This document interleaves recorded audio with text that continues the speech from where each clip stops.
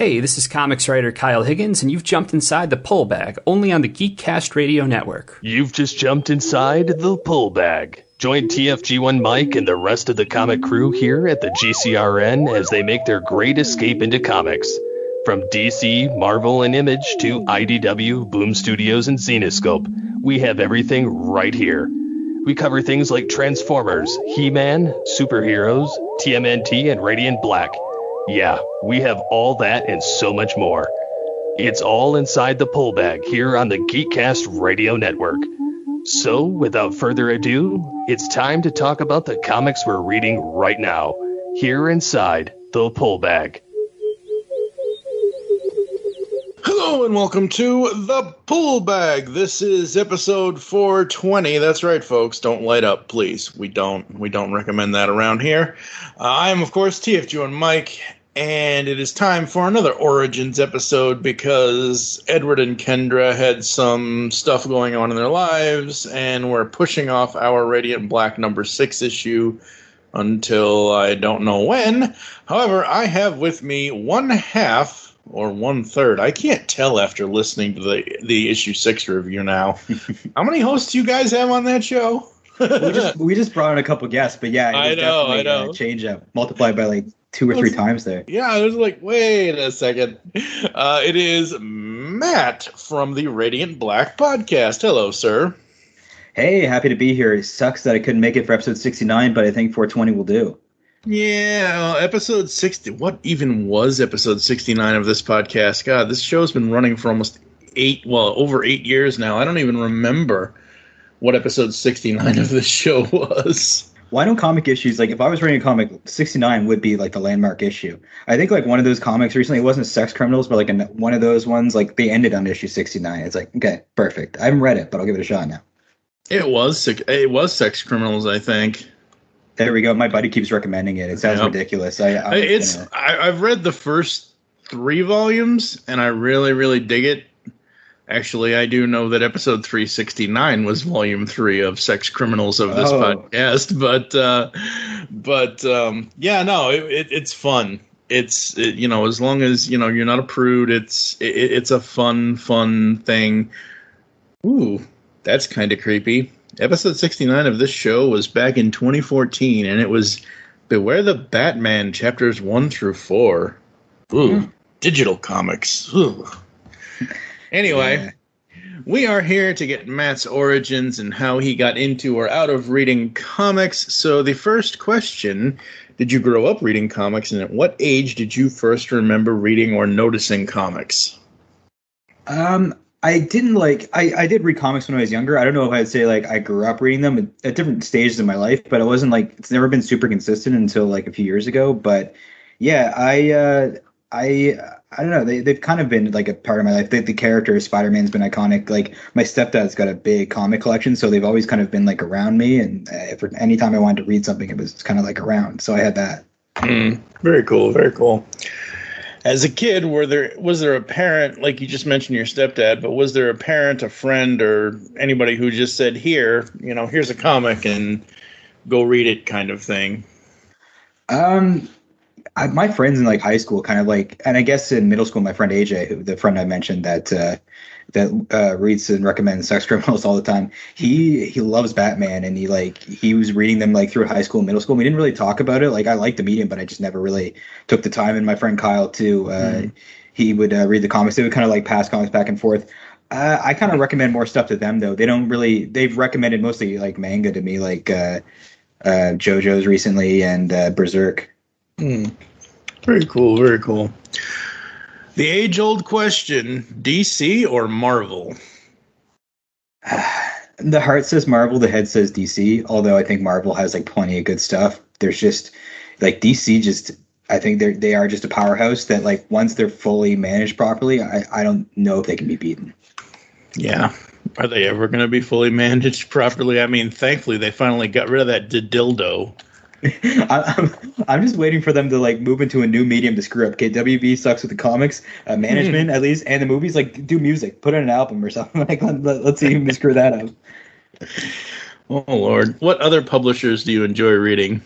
Oh man, I think Image is like my number one publisher right now. Like Ice Cream Man and Department of Truth, obviously Radiant Black. Obviously. Yeah, it's a powerhouse. And Kirkman's work, I didn't even mention that. I just finished Oblivion Song or caught up. That's amazing. And Firepower slept on as well. Like they're killing it. And Boom Studios is pretty sweet too. Yeah, Boom is awesome as well. Yeah, it's going to be funny. Normally, ice cream is a summer thing, folks. Well, this December, you're going to get myself and Edward and Kendra doing all 5 volumes of Ice Cream Man for Christmas. So there you go, folks. There's a teaser for December this year. You guys are really well scheduled. I can't wait for that. I love Ice Cream Man. I'm definitely listening to that. I always tell everybody, let me sit back, let me do my roadmap of what a schedule is. And if we need to move things around or whatever, that's fine. I have no problem. Like my dude that does, my buddy Joe that does the IDW Turtles with me, we were supposed to do Mutant March this year. Well, he had things going on in his life and we couldn't do it, so we had to postpone it. And I'm like, oh, hey, guess what? I have it scheduled for August now, and it's going to be episodes 421 to 425, so we can go through the quote-unquote end of the 100-issue run, because we left off at like 90 or something. So yeah, the next 5 or 6 episodes after this are all Turtles next month, folks. Nice. Print or digital, which one, both, either or, and why? Okay, I'm going to, give a lame answer, and it's pretty much 50-50 for me. I mostly read digital because I'm like OCD, and even paperbacks, I'm like, am I damaging this? I want to maintain it. Like, I'm terrible with that. But so digital is nice, there's no stress, but like Bash always says to me the colors pop better like on the page and stuff like that. So like it is like you can't replicate the feeling of physically reading the comic, like Stan Lee would say or whatever. It's like right. A pair of breasts or whatever in your hands, like you'd rather feel the real thing or whatever the hell he says. Like what a ball player that's Stan Lee. But yeah, so I don't know. That's my answer. Digital's less stress. Yeah, no, I mean, here's the thing for me, and people that have listened to this show for a while will know this. I was born with optic atrophy and astigmatism, so I'm basically legally blind. So the first year and a half of this podcast, I was still getting print comics. I was still going home, reading the comic, recording that night, whatever it is. Yeah. And then Punisher something. No, I know what it was. I know exactly what it was because it's a 12-issue maxi. Welcome Back, Frank. Literally almost broke my wrist. I fell asleep in the chair, not because of the content of the comic, but because of how heavy the damn thing is. Yeah. So for me, reading the comics and getting the stories, I love digital. I love Comixology, and there ain't nothing better than Comixology guided view, especially when you get like close up on characters and you can really see what's going on in the character's mind and everything else. And that's cool. That's really cool, actually. Like, yeah, there's nothing better than seeing the full-on explosion before Satomi realizes, oh, hey, there's this red thing and I can be a superhero. Yeah, I'm going through issue 6 right now as I'm talking, just to prove a point on Comixology's guided view. That's awesome. It's just so fun. It's funny you mentioned I've actually got astigmatism myself. Like I know the pain of terrible vision. I've always had the thickest glasses of anybody like within my school or far radius. So like yeah, I hear you, dude. Fucking it just sucks. It sucks so hard. If we were born in the 1800s, though, we'd be screwed. So at least like we're alive in this time. Yeah. At least we're alive in this time period. Thank God. Yeah. Absolutely. All right. Who are some of your favorite comics writers and why? Well, I mean, this might be an answer to a future question, but Kirkman's what brought me back into comics. I got the Walking Dead compendiums around like 2017. Then I was there for Oblivion Song, and that was like the first comic I really started collecting.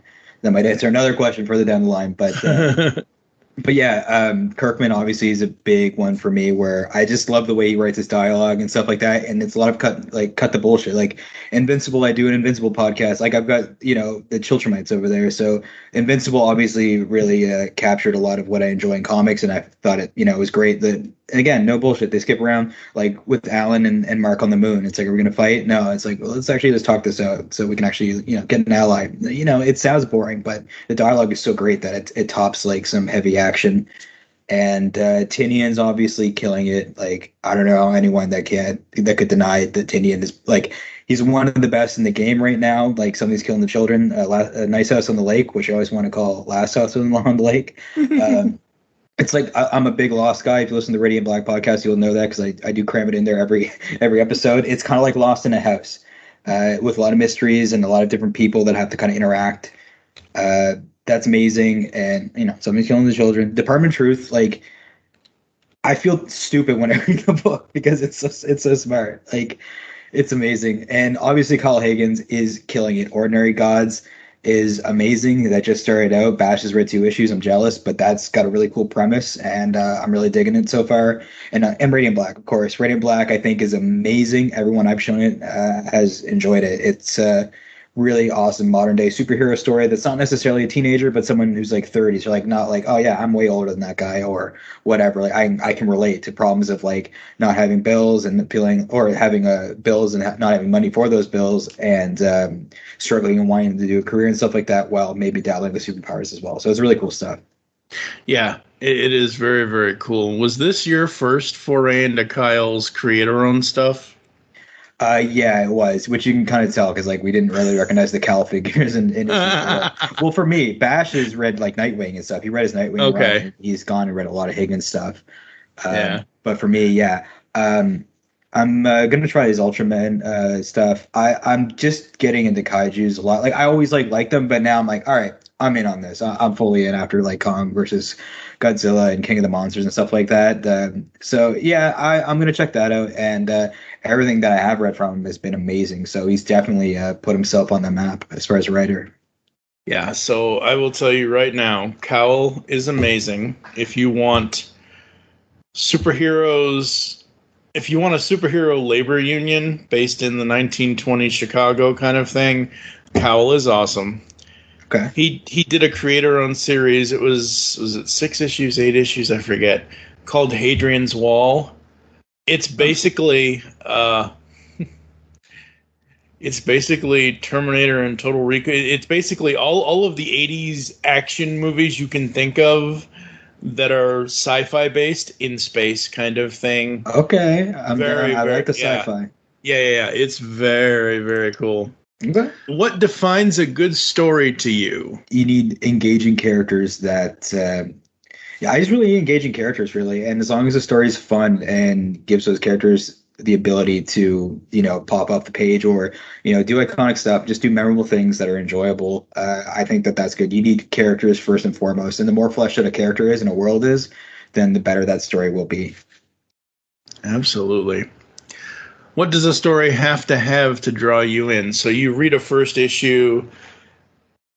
What does that first issue have to make you keep coming back to it? I can't nail it down to just one, but like intrigue is a major thing for me. Like I like it when things build up and you have kind of twists and take stories in interesting directions. So intrigue is is a big one. Another thing. Well, the question was, what's one thing that I need in comics to really draw me in that I look for? Yeah, what's one thing what does a story have to draw you in? Okay, yeah, basically intrigue and strong writing. I can get over artwork that's not amazing if the story is good, but if the story is bad and the art's great, I struggle to read something just for the amazing artwork. Like the two really need to go hand in hand. That doesn't mean that I like writing more than art necessarily, but I think that writing is it's like the foundation of the storytelling, and the art really helps it make it pop and fill in the world and actually show it to you. But if the foundation, what's the Thor line? As long as the foundation's there, whatever, we can rebuild. But this isn't a case where Asgard's getting blown up right after I say it. Mm-hmm. It's okay. Loki will save it and then destroy it at the same time. Got to. Who are some of your favorite comics artists? Right now, I'm a big fan of, I think it's Jorge Jimenez, is that how it's pronounced, or the Batman artist and Justice League. Like, oh my God, his stuff really, really pops. Chris Samney, I'm really into his stuff on Firepower. That was my first introduction to his stuff. It just fits so well. Like, it's just, I don't know how to describe it. It's just great. Like, it's just amazing. And Marcelo Costa, obviously, like putting his mind, body, and soul into these Radiant Black pages, like literally like messing up his wrist or his hand there drawing it. But like, god damn, the art is amazing. Like, it's the kind of stuff I'm like, can we have some kind of comic museum? Like, that was my thought when I saw the spread on issue 4. Oh yeah, absolutely. Yeah, it's so good. That's amazing. Yeah, and a lot of the cover artists they've had, like Farragata and stuff like that, have been amazing. So it's the Radiant Black cover game is like, I think, the strongest in comics. Yeah, it hands down for me. I don't care what comics end up winning awards this year. If Radiant Black doesn't win an award for what issue 3 was, that is bonkers, because that issue has never been. There has never, in 80 plus years of comics, there has never been a comic written the way that issue 3 of Radiant Black was written. Yeah, and it's Eduardo Farragata, not Figueroa. I was down by three syllables, not syllables. I don't know. We're not getting into English. Anyway, yeah. No, Radiant Black. Like, I think it definitely needs to be nominated for best new series. I don't know what the cutoff for that is. I know we just had the Eisner Awards, but that like 3 and 4 have been like, for the twists and the storytelling that they've already done just in 6 issues has been like a lot. Like, the world is pretty small for the first couple issues, but then the world expands, and like, it's been amazing. Like, the art has been amazing. I think it's got to. You're right about that issue 3. Like, I think it deserves at least 1 or 2 nominations next year at the Oscars, because it's been remarkable so far. Yeah, it has. What is your favorite non-superhero title? I mean, technically, Firepower is not a superhero, but no, I'm not even gonna. Probably Oblivion Song. I gotta say, like, no one's really a hero. I mean, there are people trying to be heroes, but they're not superheroes, right? That doesn't count. Yeah. Okay, as a hero comic, yeah. No, Oblivion Song is really, really cool sci-fi that I can't wait for the movie. I mean, it's not going to heavy spoilers, but you get to see there's these guys called the Faceless Men, and basically Doug Jones is going to be a very rich man if they make a movie of this, for sure, because they got like his body type and stuff like that. And like, we get into like some samurai stuff later on and stuff, so you have like science fiction plus samurai stuff. I mean, you can't go wrong. Absolutely awesome. What is your favorite run of a series? So the best example I can give for this is there's 80 years of Batman. Do so pick something within that 80 years. It has to be Alan Moore Swamp Thing. Yeah, that is a good series. One we have not covered yet on this show. I just haven't gotten into it yet. I learned about Swamp Thing in the university class, and we had to read like excerpts of it. And like, hey, there's no better way to spend school money than on comic books and for class, which is amazing. And be like, Swamp Thing is such an amazing character that you might think it, like, from looking far away, like, wow, he's kind of like whatever. It's kind of stupid, but it almost made me a vegan. Like, when you get into the storyline, the green and stuff, he's a really deep character, and like, I love Alec Holland. I love that stuff. So it's great. Very cool, very cool. What is one comic you can read over and over again, single issue or trade? Probably the Simpsons crossover Crisis with Futurama. Like, that's a classic that I think is better than the actual crossovers they did on The Simpsons. So that's awesome. And Ice Cream Man, I can go back and read a lot because they're just anthology stories, and it's nice to remind yourself, and you won't get bored with just one individual story. Absolutely. Now, the next couple of questions, not that we want to be negative around here, but there are negative connotations to being a comic fan. Are there any comics you avoid altogether? Like, you'll see it in the shop and like, yeah, that's just not for me and I don't care about it.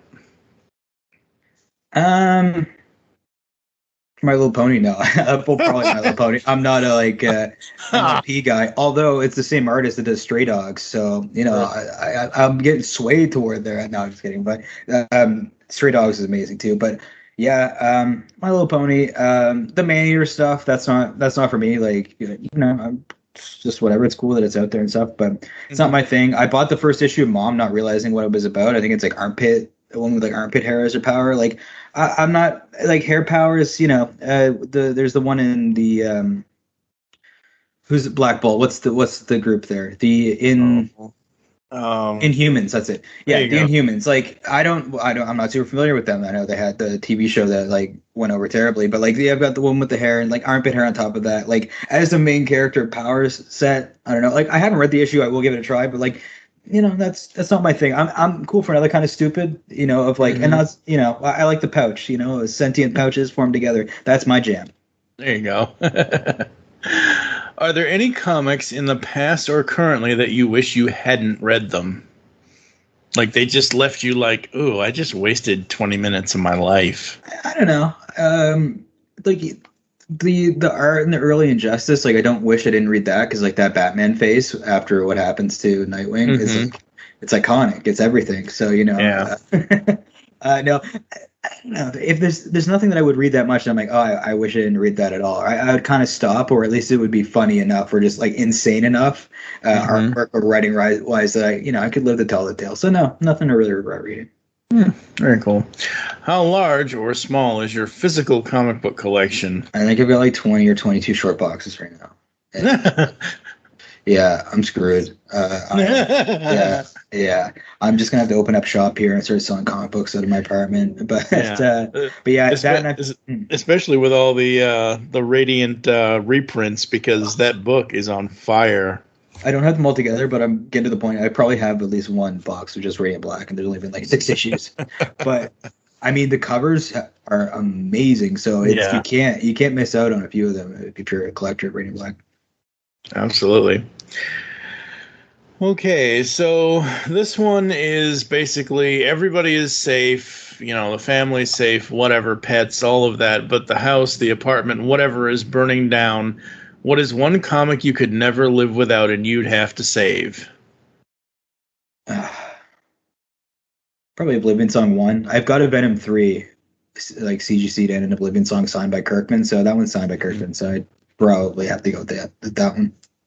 Very cool.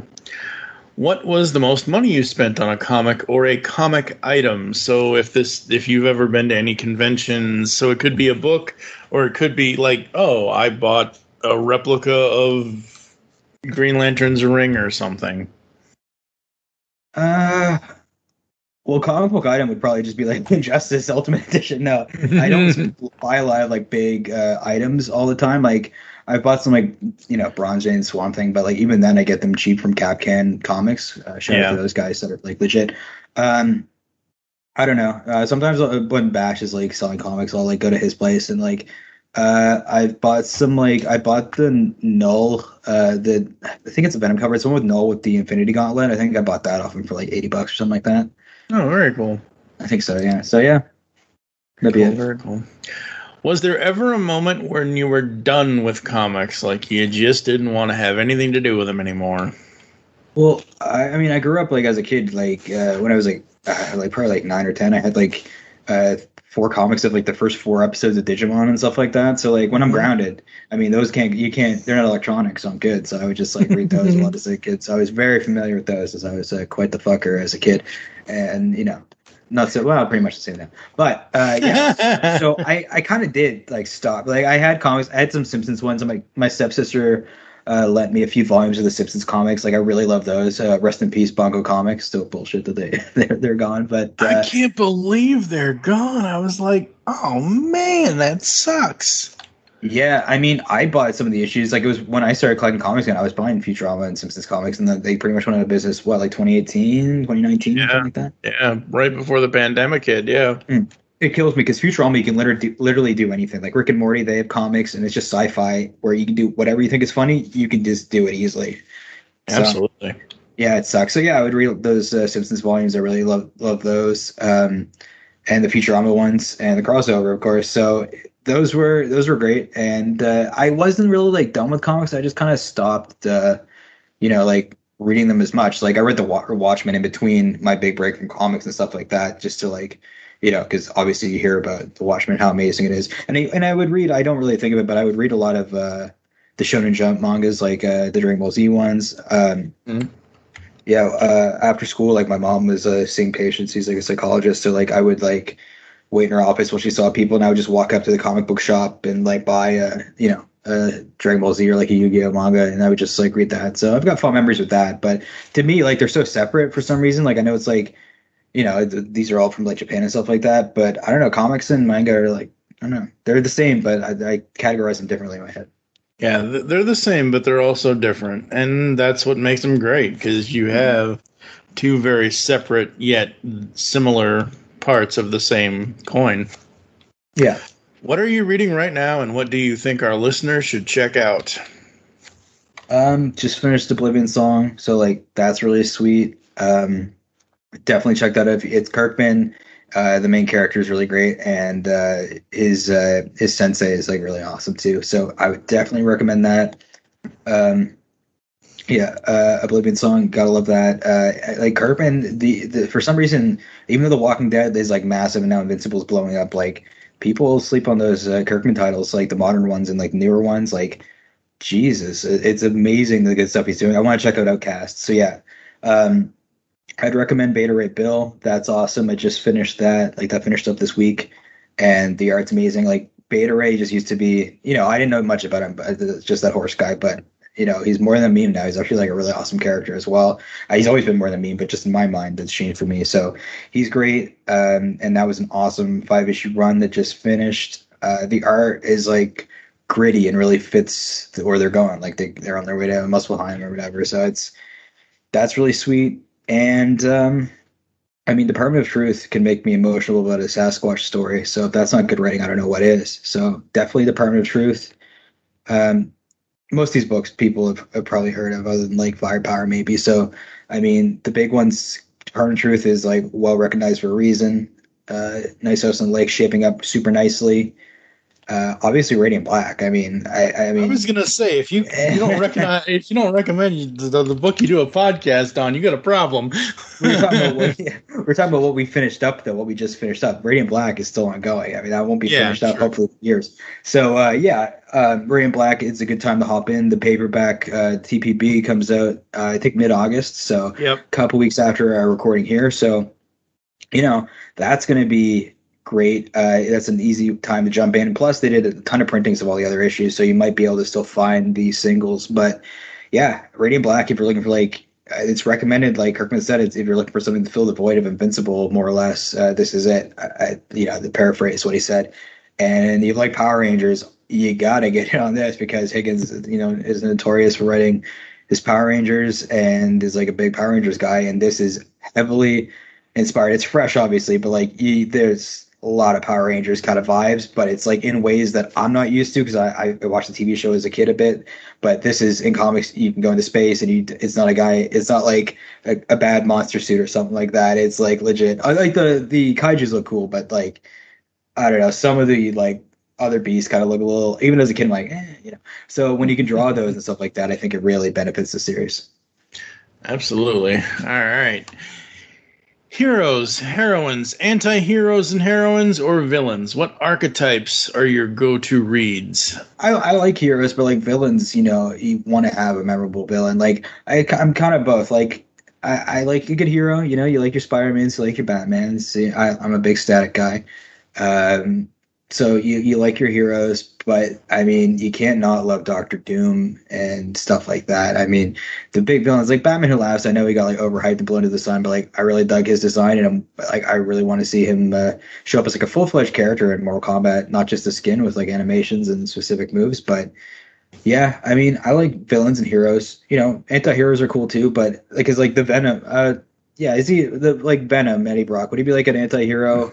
Or I would say the Flash Thompson would be an anti-hero, not necessarily Eddie Brock though. He's not. Yeah. Eddie. I'm not thinking of anti-hero. Like, what's Vegeta to Goku? It's not the protagonist, but it's like It's like what Shadow is or whatever in Sonic. Can't remember the exact. Punisher. Yeah. Yeah. Where maybe it's anti-hero, but no. But Venom, it's kind of like the guy, like what Batman is in The Dark Knight and a lot of other issues. It's like, he's the guy that like isn't viewed as the hero, but they do the things that are necessary or whatever. Like that tweet from the Amazon Prime or whatever. They're like, "Oh, who's your favorite anti-hero or antagonist?" Oh, yeah, it must have been anti-hero or something. I don't know. I got to see the tweet, but like they put like Invincible on there, and it's like on the TV show. That's not at all what he's been like. Well, it's Amazon, and they're a big giant corporation who's trying to promote stuff. So I don't know.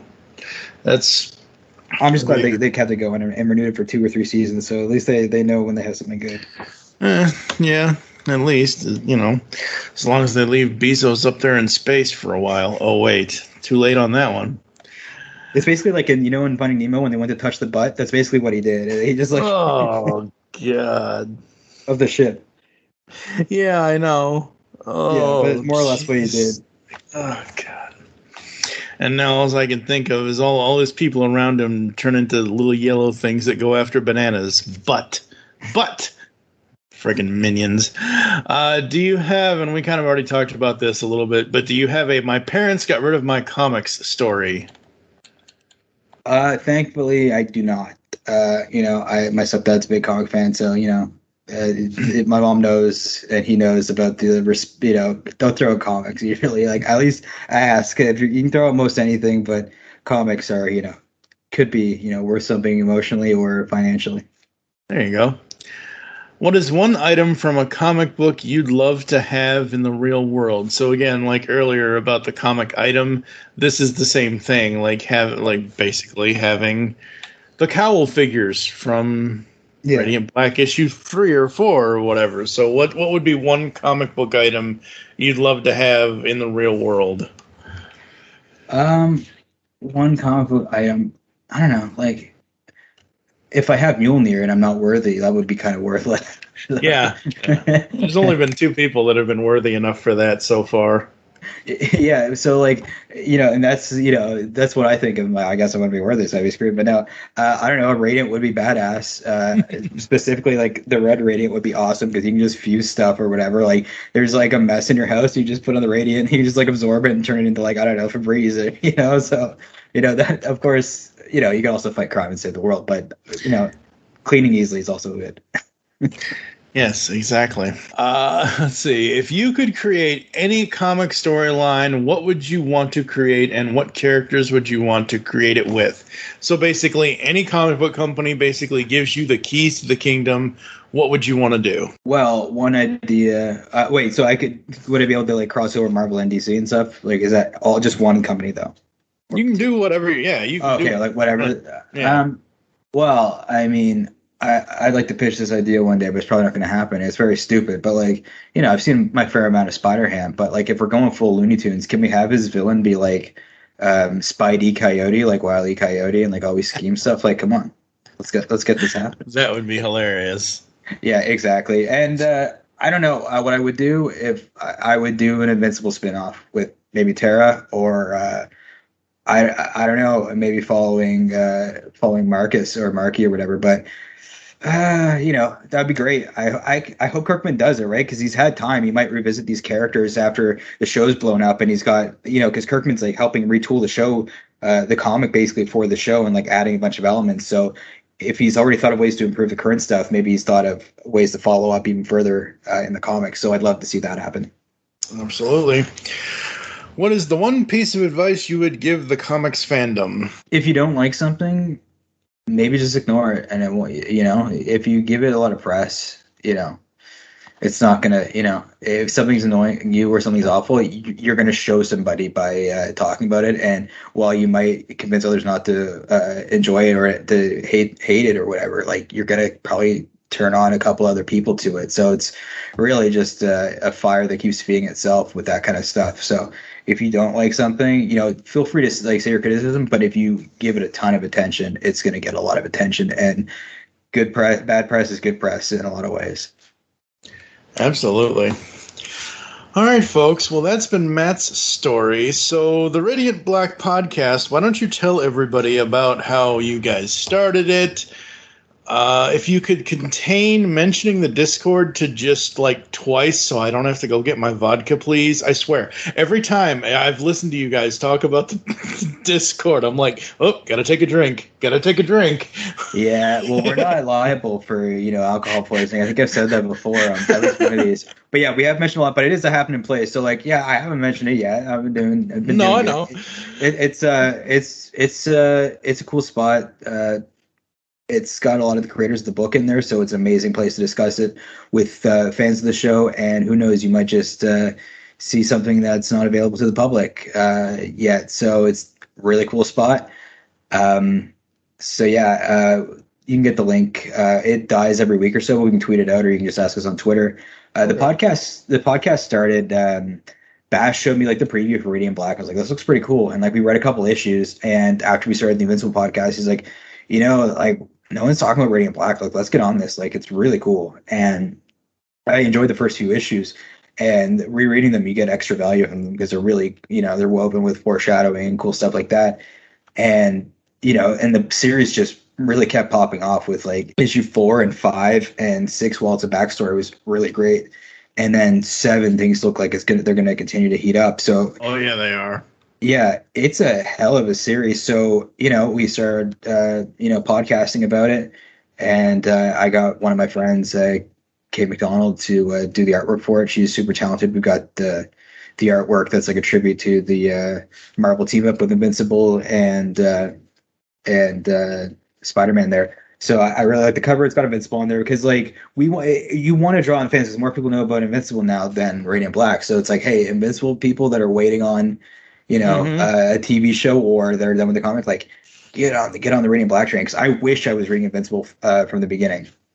Yeah, I have not got on the Invincible train yet. I know I need to, but I mean, some characters get in front of the Invincible train. But yeah, yeah, that's kind of like how a couple of years ago, because I am a huge Nightwing fan, and I'm sort of a Punisher fan, but I'm not he's okay. Certain stories, great, fine, whatever. Yeah. I don't dislike the character. It's just he's never my go-to kind of thing. And I'm like, just to mess with a couple of big Punisher fans. I had my buddy take an image from Kyle's New 52 run. I think it was issue 19.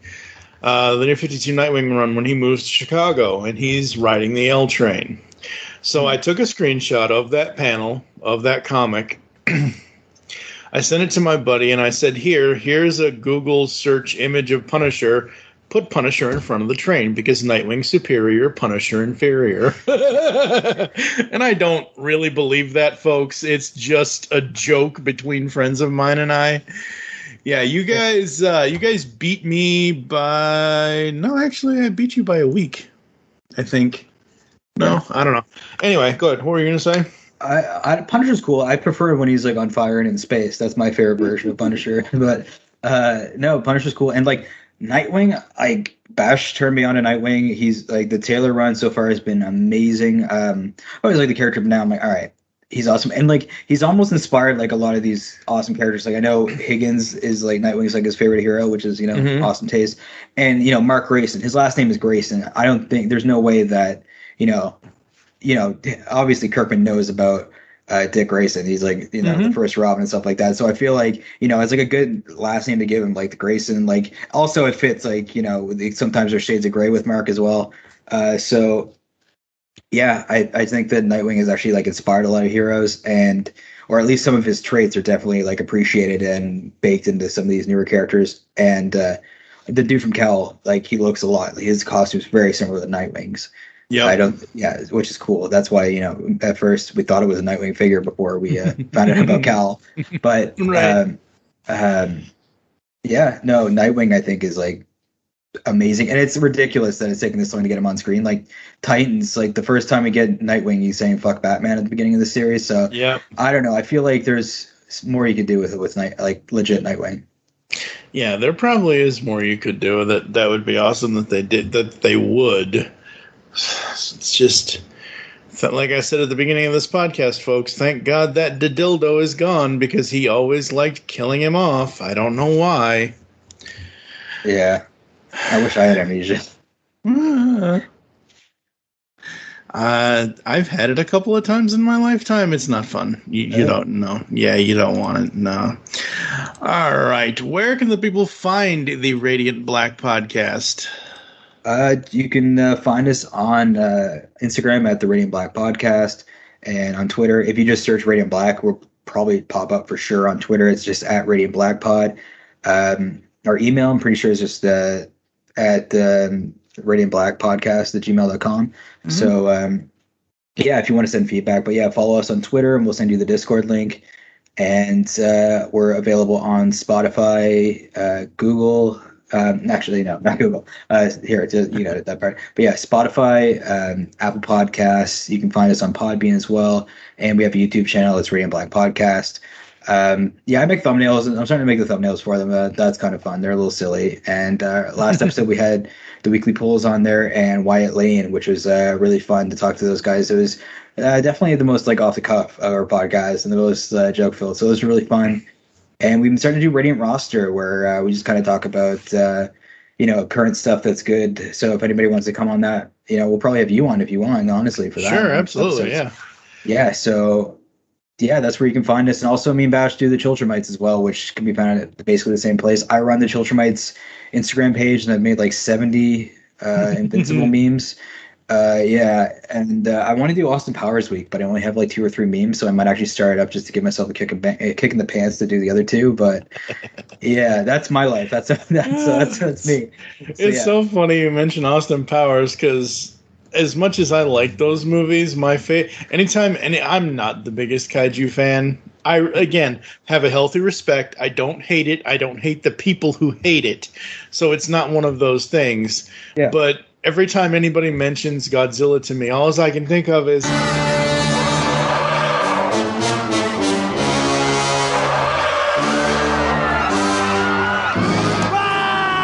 It's Godzilla! It looks like Godzilla, but due to international copyright laws, it's not. Still, we should run like it is Godzilla! Though it isn't.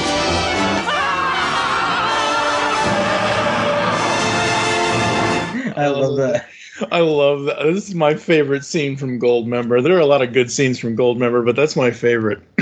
Yeah, I know. Like, it's back in the public conscious now that basically Bezos is Dr. Evil. Like, have you seen the side-by-side comparison of like? Oh yes, I saw it. I saw that, and I was like, "Oh my god, no, they didn't." But it's true. Yeah, he's gonna get his sharks with laser beams on their frickin' heads now, and now he's back on Earth, I imagine. Yeah, probably.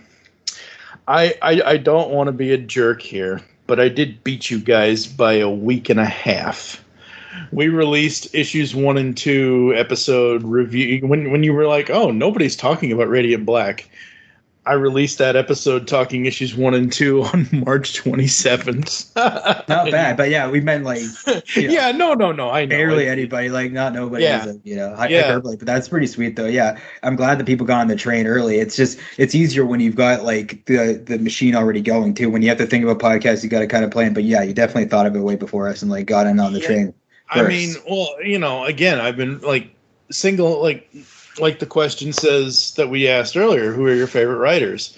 Anytime anybody asks me that, the first name out of my mouth, the first names out of my mouth is Higgins, because ever since Nightwing, he has done so much. And I wish he had the opportunity to do what he wanted to do with Nightwing, but because he didn't, I like where if you haven't read the new 52 Nightwing yet, go do it right now kind of thing. Because, man, whew, those stories are so good and so poignant, and it's very much because he's a fan of it and whatever, and he's worked with Lauren Lester before. Literally, I hear Lauren Lester from Batman the Animated Series in my head as I'm reading Kyle's words on those pages. I even there was a line of dialogue in one of those issues. I'll throw it in here somewhere.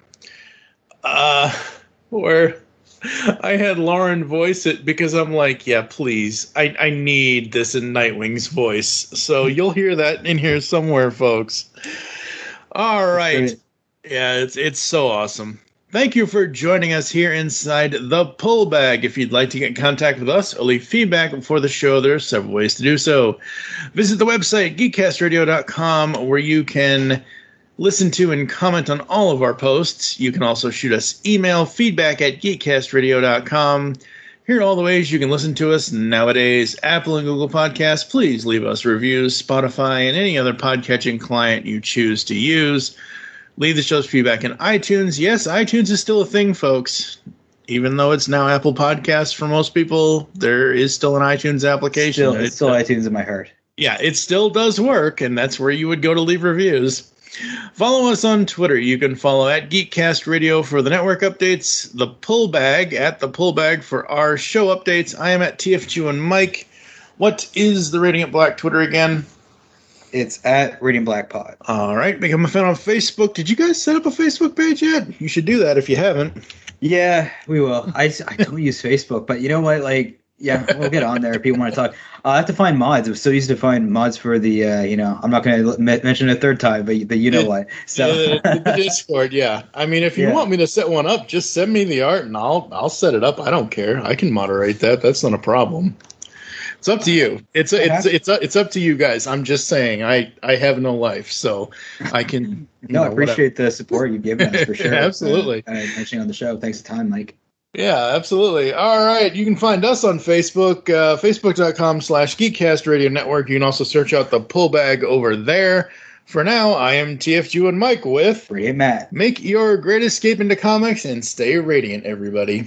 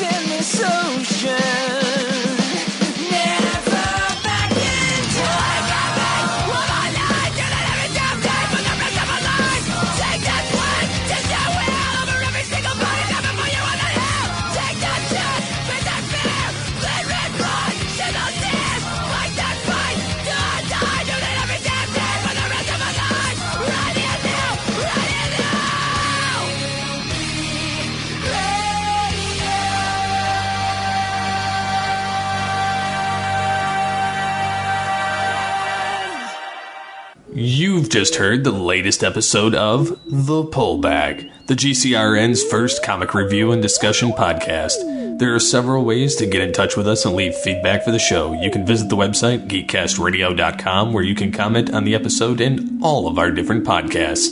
You can rate and leave a review for the show on iTunes. Be sure to leave us feedback. Become a fan of us on Facebook, facebook.com/thepullbag. Send us an email, feedback at geekcastradio.com. Follow us on Twitter at thepullbag and at geekcastradio. So until next time, make your great escape into comics and unleash the geek in you.